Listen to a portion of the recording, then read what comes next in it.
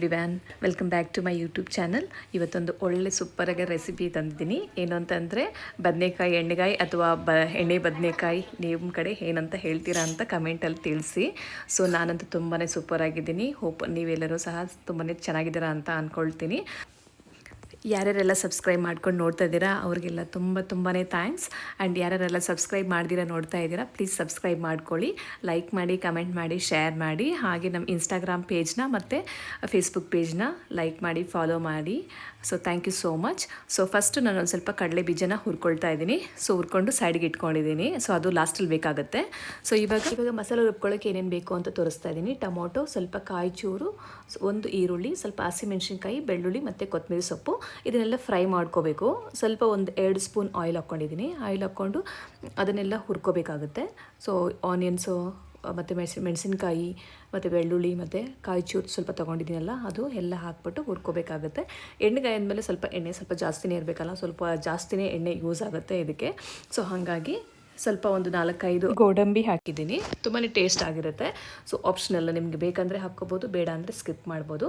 ಇವಾಗ ಹಸಿಮೆಣಸಿನ್ಕಾಯಿ, ಈರುಳ್ಳಿ, ಮೀಡಿಯಮ್ದು ಒಂದು ಮೀಡಿಯಮ್ ಈರುಳ್ಳಿ ತೊಗೊಂಡಿದ್ದೀನಿ.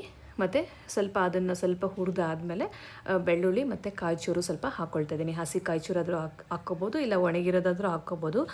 ಇದರಲ್ಲಿ ನಮ್ಮ ಮನೆಯಲ್ಲಿ ಸ್ವಲ್ಪ ಒಣಗಿರೋದಿತ್ತು, ಸೊ ಅದನ್ನೇ ಹಾಕ್ತಾಯಿದ್ದೀನಿ ನಾನು ಇವಾಗ.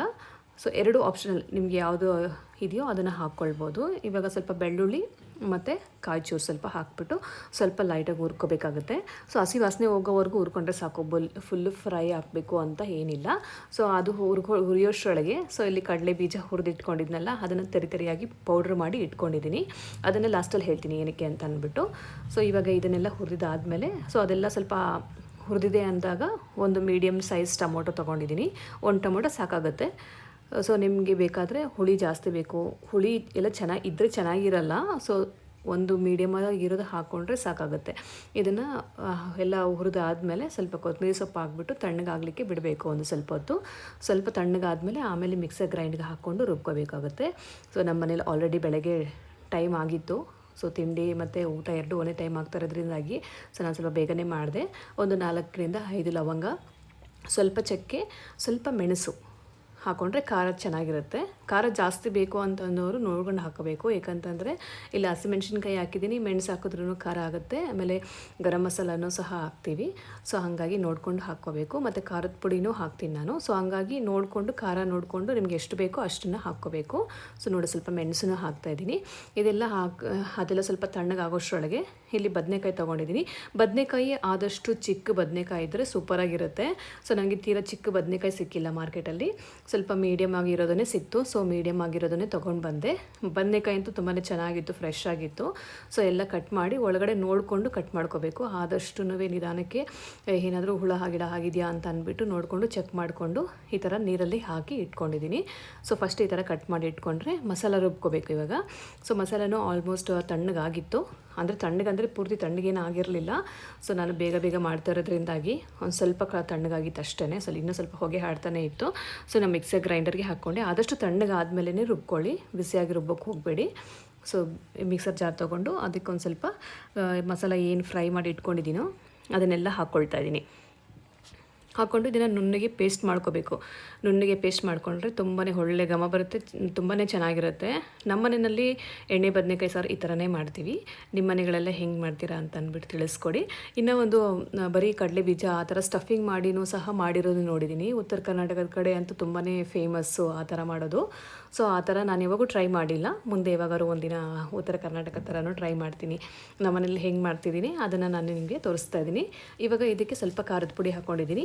ಅವಾಗೆ ಹೇಳಿದಂಗೆ ಸೊ ಖಾರದ ಪುಡಿ ನೋಡ್ಕೊಂಡು ಹಾಕ್ಕೋಬೇಕು. ಹಸಿಮೆಣ್ಸಿನ್ಕಾಯಿ, ಮೆಣಸು ಎಲ್ಲ ಹಾಕಿರೋದ್ರಿಂದ ನೋಡ್ಕೊಂಡು ಹಾಕ್ಕೋಬೇಕು. ಧನಿಯಾ ಪುಡಿನೂ ಅಷ್ಟೇ, 1.5 ಸ್ಪೂನ್ ಅಷ್ಟು ಹಾಕ್ಕೊಂಡಿದ್ದೀನಿ ಧನಿಯಾ ಪುಡಿ.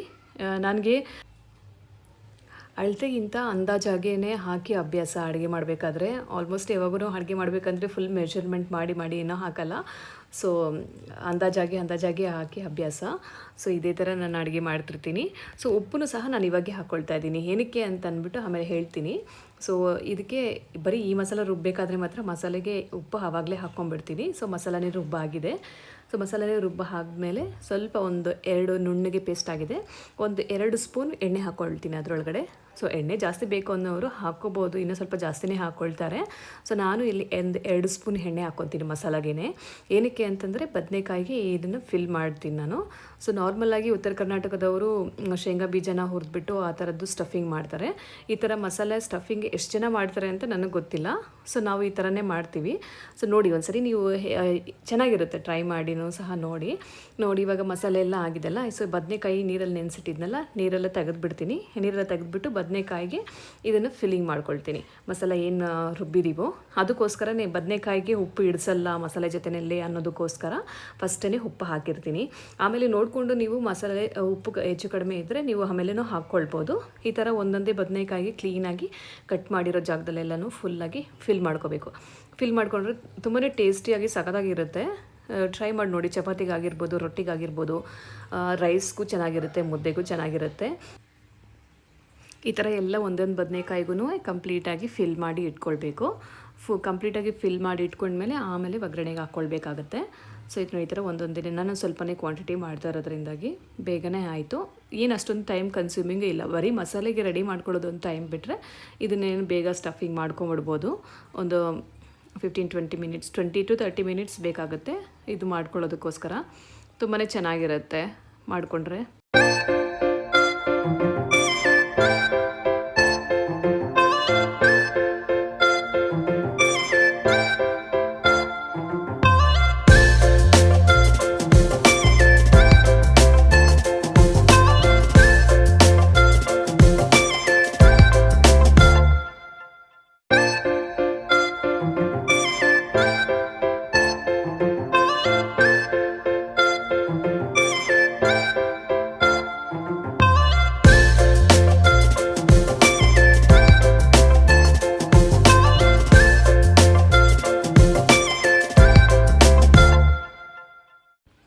ನೋಡಿ ಇವಾಗ ಇದೆಲ್ಲ ಸ್ಟಫಿಂಗ್ ಫುಲ್ ಕಂಪ್ಲೀಟ್ ಆಯಿತು. ಕಂಪ್ಲೀಟ್ ಆದಮೇಲೆ ಈಗ ತೋರಿಸುತ್ತೆ, ಫುಲ್ ಕಲರ್ಫುಲ್ ಆಗಿದೆ ಅಲ್ವಾ. ಸೊ ಇವಾಗ ಒಗ್ಗರಣೆಗೆ ಅಂತ ಅಂದ್ಬಿಟ್ಟು ಒಂದು ಮೀಡಿಯಮ್ ಈರುಳ್ಳಿ ತೊಗೊಂಡು ಕಟ್ ಮಾಡ್ಕೊಳ್ತಾ ಇದ್ದೀನಿ ಸಣ್ಣ ಸಣ್ಣಗೆ. ಸೊ ಒಗ್ಗರಣೆಗೆ ಒಂದು ಈರುಳ್ಳಿ ಹಾಕ್ಕೊಂಡ್ರೆ ಸಾಕಾಗುತ್ತೆ. ಸೊ ಒಗ್ಗರಣೆಗೆ ಈರುಳ್ಳಿ ಮತ್ತು ಕರಿಬೇವು ಅಷ್ಟೇ ಯೂಸ್ ಮಾಡೋದು. ಸೊ ಬೇರೆ ಏನು ಟೊಮೊಟೊ ಎಲ್ಲ ಏನೂ ಹಾಕಲ್ಲ, ಯಾಕೆಂದರೆ ಆಲ್ರೆಡಿ ಟೊಮೊಟೊ ಎಲ್ಲ ರುಬ್ಬಕ್ಕೆ ಹಾಕಿರ್ತೀವಲ್ವ. ಸೊ ಹಾಗಾಗಿ ಒಂದು ಈರುಳ್ಳಿನ ಕಟ್ ಮಾಡ್ಕೊಳ್ತೀನಿ. ಕಟ್ ಮಾಡಿಕೊಂಡು ಒಂದು ಪ್ಯಾನ್ ಇಟ್ಕೊಂಡು ಪ್ಯಾನಲ್ಲಿ ಒಗ್ಗರಣೆ ಹಾಕ್ಕೊಂಡ್ರೆ ಸರಿ ಹೋಗುತ್ತೆ.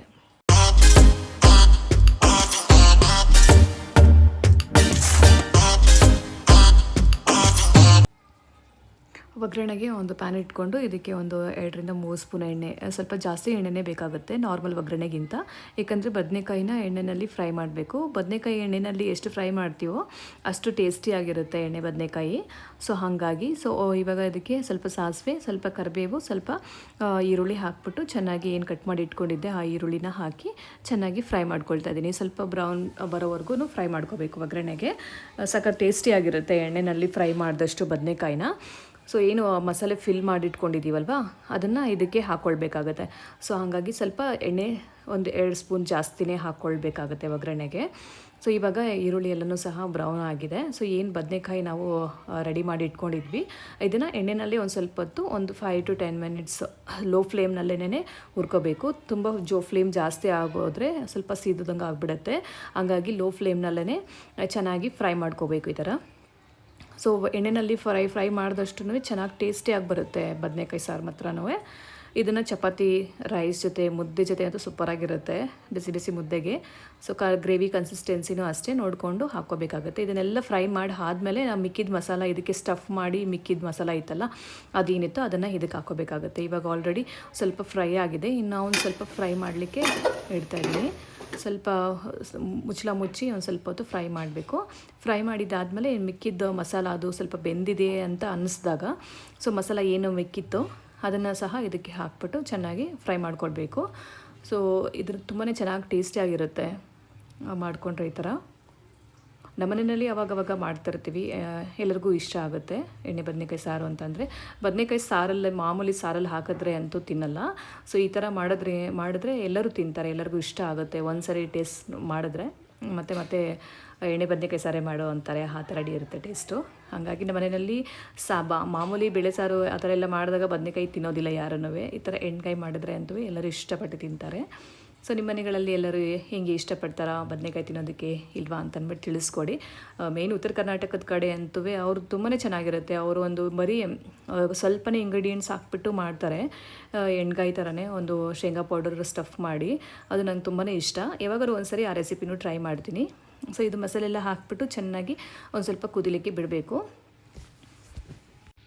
ಆಲ್ರೆಡಿ ಇದು ಎಣ್ಣೆಯಲ್ಲಿ ಫ್ರೈ ಆಗಿರೋದ್ರಿಂದ ಬದನೆಕಾಯಿ ಬೇಗ ಬೆಂದೋಗ್ಬಿಡುತ್ತೆ.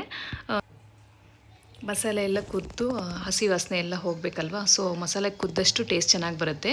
ಮತ್ತು ಗ್ರೇವಿ ಕನ್ಸಿಸ್ಟೆನ್ಸಿ ನಿಮಗೆ ಗ್ರೇವಿ ಜಾಸ್ತಿ ಬೇಡ ಸ್ವಲ್ಪನೇ ಸಾಕು ಅಂತಂದರೆ ನೀರನ್ನ ಕಡಿಮೆ ಮಾಡ್ಕೊಳ್ಬೋದು.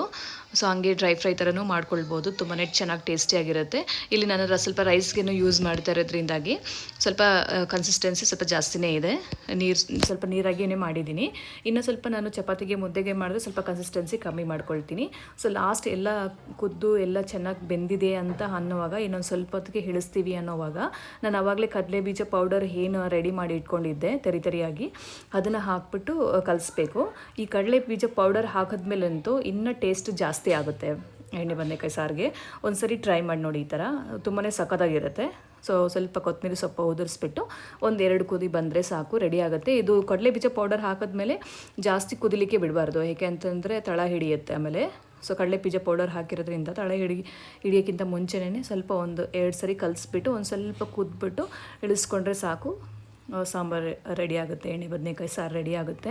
ಸೊ ಇದಕ್ಕೆ ರೈಸ್ ಜೊತೆಗೆ, ಚಪಾತಿ ಜೊತೆಗೆ, ಮತ್ತು ಮುದ್ದೆ ಜೊತೆಗೆ, ರೊಟ್ಟಿಗಳ ಜೊತೆಗೆ ಎಲ್ಲ ತುಂಬಾ ಸಖತ್ತಾಗಿರುತ್ತೆ. ನೋಡಿ ಇವಾಗೆಲ್ಲ ಕುದ್ದಿದೆ ಅಂದಾಗ ನೋಡಿ ಈ ಥರ ಮೇಲೆ ಎಣ್ಣೆ ಥರ ಬಿಟ್ಕೊಂಡು ಈ ಥರ ಆಗುತ್ತೆ. ಆವಾಗ ಗೊತ್ತಾಗುತ್ತೆ ಬೆಂದಿದೆ ಅಂತ ಅಂದ್ಬಿಟ್ಟು. ಮಸಾಲೆ ಎಲ್ಲನೂ ಸಹ ಚೆನ್ನಾಗಿ ಫ್ರೈ ಆಗಿರುತ್ತೆ ಅಂತ. ಸಖತ್ ಟೇಸ್ಟಿಯಾಗಿರುತ್ತೆ ಎಣ್ಣೆ ಬದನೆಕಾಯಿ ಸಾರು. ಒಂದ್ಸರಿ ನೀವು ಟ್ರೈ ಮಾಡಿ ನೋಡಿ. ಹೋಪ್ ನಿಮ್ಮೆಲ್ಲರಿಗೂ ಈ ವಿಡಿಯೋಗಳೆಲ್ಲ ಇಷ್ಟ ಆಗಿದೆ ಅಂತ ಅಂದ್ಕೊಳ್ತೀನಿ. ಯಾರೆಲ್ಲ ಸಬ್ಸ್ಕ್ರೈಬ್ ಮಾಡ್ತೀರಾ ನೋಡ್ತಾ ಇದ್ದೀರಾ ಅಂತಂದರೆ ಪ್ಲೀಸ್ ಸಬ್ಸ್ಕ್ರೈಬ್ ಮಾಡಿ. ನೀವೇ ಕಮೆಂಟ್ ಮೂಲಕ ತಿಳಿಸ್ಕೊಡಿ ಹೇಗಿದೆ ನನ್ನ ವಿಡಿಯೋಗಳೆಲ್ಲನೂ ಅಂತ ಅಂದ್ಬಿಟ್ಟು. ಹಾಗೆ ನನ್ನ ಫೇಸ್ಬುಕ್ ಪೇಜು ಮತ್ತು ಇನ್ಸ್ಟಾಗ್ರಾಮ್ ಪೇಜನ್ನು ಸಹ ಫಾಲೋ ಮಾಡಿ, ಡಿಸ್ಕ್ರಿಪ್ಷನಲ್ಲಿ ಕೊಟ್ಟಿರ್ತೀನಿ. ಸೊ ಒಂದಷ್ಟು ಪ್ರಾಡಕ್ಟ್ಸ್ ಅಮೆಝಾನಿಂದ ಪರ್ಚೇಸ್ ಮಾಡಿರೋ ಪ್ರಾಡಕ್ಟ್ಸ್ ಲಿಂಕ್ಸ್ ಸಹ ನಾನು ಡಿಸ್ಕ್ರಿಪ್ಷನಲ್ಲಿ ಪೇಸ್ಟ್ ಮಾಡಿರ್ತೀನಿ. ಸೊ ನಿಮಗೇನಾದರೂ ಇಂಟ್ರೆಸ್ಟ್ ಇದೆ ಒಂದ್ಸರಿ ಚೆಕ್ ಮಾಡಿ. ಇದಿಷ್ಟು ಇವತ್ತಿನ ವ್ಲಾಗ್ ಆಗಿರುತ್ತೆ. ಹೋಪ್ ನಿಮ್ಮೆಲ್ಲರಿಗೂ ಈ ವಿಡಿಯೋ ಇಷ್ಟ ಆಗಿದೆ ಅಂತ ಅಂದ್ಕೊಳ್ತೀನಿ. ಪ್ಲೀಸ್ ಲೈಕ್ ಮಾಡಿ, ಕಮೆಂಟ್ ಮಾಡಿ, ಶೇರ್ ಮಾಡಿ, ಸಬ್ಸ್ಕ್ರೈಬ್ ಮಾಡೋದನ್ನು ಮರಿಬೇಡಿ.